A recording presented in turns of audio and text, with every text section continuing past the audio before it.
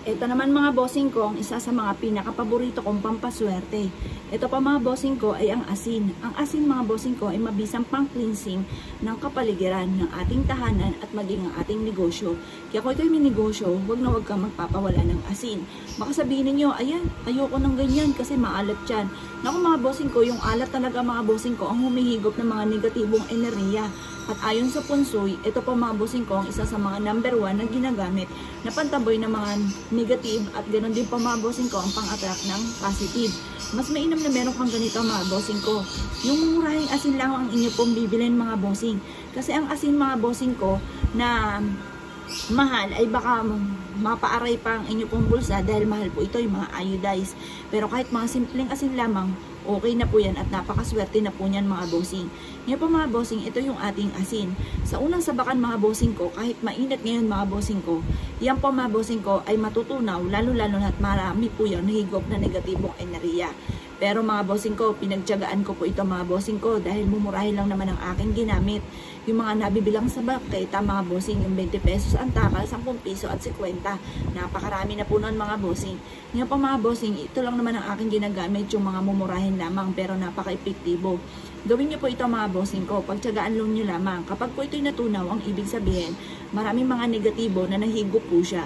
Pero dahil pinagtiyagaan ko nga po siya mga bossing ko, ito kahit bawat taon mga bossing ko ay hindi talaga siya natutunaw. Tumitigas lang yung ibabaw mga bossing ko ng asin. Pero okay lamang po yun, huwag lamang matutunaw. Kasi pag natunaw, yun nga, marami mga kamalasan siya na nahigop. Kaya huwag yun ang pagsayangan pa. Itapon nyo na po yan sa may lababo po ninyo at hugasan mabuti itong lagayan po natin at lagyan muli ng bagong asin mga bossing. Ngayon po mga bossing ko, ang asin mga bossing ko ay marami na akong patotoo na sinuwerte dito at isa na rin po ako dyan, hindi na ako magtuturo at napakaswerte nito mga bossing. Ngayon po mga bossing ko, tatambalan po natin ito ng perpektong kombinasyon na luya. At ganoon din po mga bossing ko ng bawang at tatambalin din natin ito mga bossing ko ng dahon ng laurel at ng bawang. Ganyan lamang po inyo pong gagawin.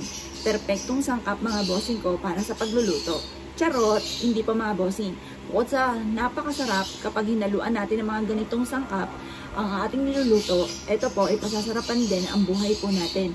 Ang buhay po natin, kung ikaw po ay napakamasalimuot, ang buhay ninyo sa ngayon at ang dami mga pagsubok na pinagdadaanan, gamitan nyo po ito mga bossing ko ng ganitong mga pamamaraan. Simple at napaka-epektibo po nito. Pumunta ka po mga bossing ko sa aming tahanan at makakakita ka ng ganito sa aming hapagkainan. Marami na ako mga bossing na pumasyali sa amin na iyan po ang nakikita. At tunay naman na napakaswerte mga bossing. At lalo ko sinisipagan at nagtsatsaga talaga ako. Kasi wala naman pong isang click lamang ikaw po ay may pera na. Talagang magtsatsaga ka. At kahit pag ikaw ay meron na, kailangan kayod pa rin ang kayod mga bossing. Huwag kang titigil. Ngayon pa mga bossing ko, ganun mga bossing ko para matupad ka agad ang mga pinapangarap. Gamitin natin ang mga ganitong mga pamamaraan. Ito po mga bossing ko, ang bawang ay isa sa mga blockbuster at pinaniniwalaan na napakaswerte. Yan po ay hihigop ng mga positibo at magtataboy ng mga negatibo. Ang dahon ng laurel ay for only wishes mga bossing. At ganoon din po mga bossing ko ang ating luya na mentras po siyang natutuyo ay mentras po siya na nagiging maswerte lalo na sa pera. Kung hindi ka makaipon ng pera, gamitan niyo po ito ng luya. Kapag ang bawang natin mga bossing ko ay tuyo na, isilin niyo po yan kasi minsan malambot na po siya, wala na po yun. Kaya kailangan mga bossing ko, laging fresh ang ating bawang. Pag pinsil nyo po yan mga bossing ko, at malambot na, itapon nyo lamang. Pero kung matigas pa po siya, pero natunaw ang asin, hugasan nyo lamang po itong 3 sangkap na ito at asin lang ang inyong papalitan. Kapag naman po, natunaw na po ito, ang asin at ang ating luya ay natuyo. Pag ang luya mga bossing ko ay natuyo, yan po ay masulit na maswerte. Yung bawang ay natuyo, yan po itapo na. Tapos, sabayan nyo na rin ang dahon ng laurel ng pagsusunog. Ngayon pa mga bossing, bawat taon ay pinapalitan ng ating mga pampaswerte, lalo na ito. Kasi wasa hindi nyo pinalitan kung ano ang naganap sa inyo ng taon na ginawa nyo ito, ganun din ang magaganap sa inyo ng taon na paparating. Kaya dapat laging bago ang ating pong mga pampaswerte. Ngayon po, kung ikaw ay naniniwala at nasyo po itong gawin nyo po ito kada Tuesday or Friday. Pero, sinasabi ko po, kapag po abala po kayo at hindi kayo makakapaggawa ng Tuesday o Friday, gawin niyo na lang ito kahit anong araw, basta sa umaga ng alas 7 at sa silangan kahaharap. Proven po ito mga bossing. Kaya kung ikay naniniwala at nais po itong gawin, huwag ka naman patumpik-tumpik pa.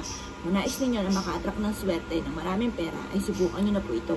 Kaya kung ikay naniniwala at nais po itong gawin, good luck po sa inyo po lahat.